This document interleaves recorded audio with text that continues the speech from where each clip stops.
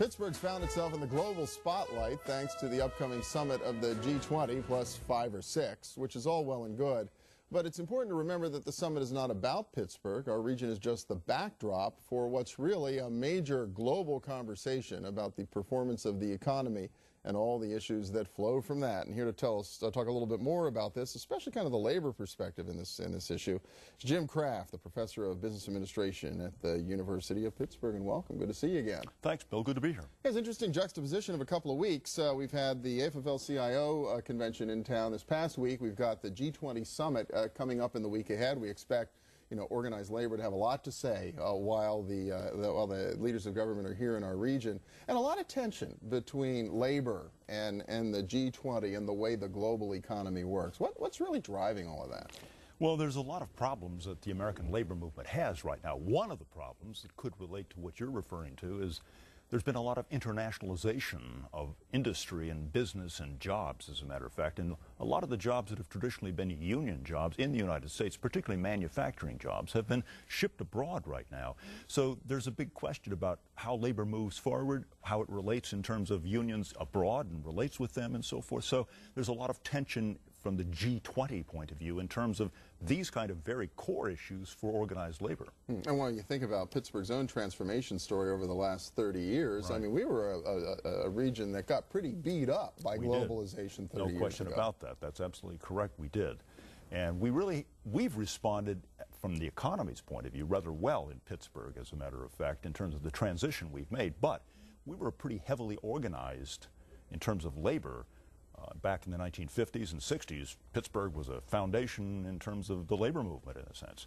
And today, well, we still have a substantial proportion of the workforce unionized, but where the emergent part of the economy is, it's much less unionized than was the case with steel and glass and other manufacturing back in the 50s and 60s and 70s. Well, it's interesting. Yeah, you look back 30 years, you had, what, well over 200,000 jobs in manufacturing. Today, we still have almost 100,000, but now we have almost 200,000 jobs in eds and meds in your space. And a lot of those are service jobs that are not, they're technical or, even median-level service jobs, but are not unionized jobs in this case.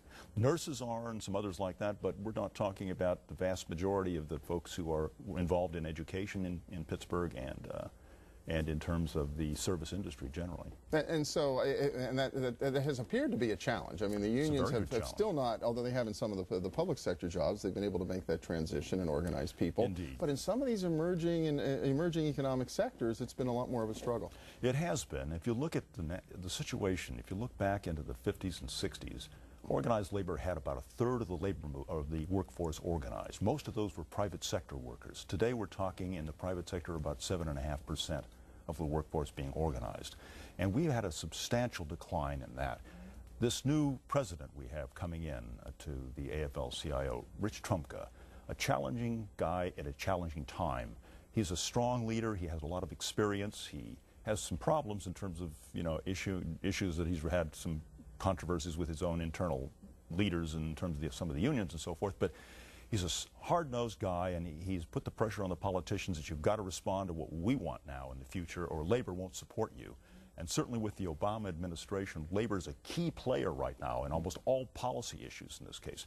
And labor is exerting itself right now, and it's emphasizing certain things that it needs, and hopefully it will lead to more of that 7.5 or 6% will be going up if they can get a few things done in Congress now that they want to get done. Well, and it's interesting. I think about Rich Trumka. He's a Western Pennsylvania guy. He's from Greene County. He comes out of the coal mines. Yeah. So but he also a sophisticated guy.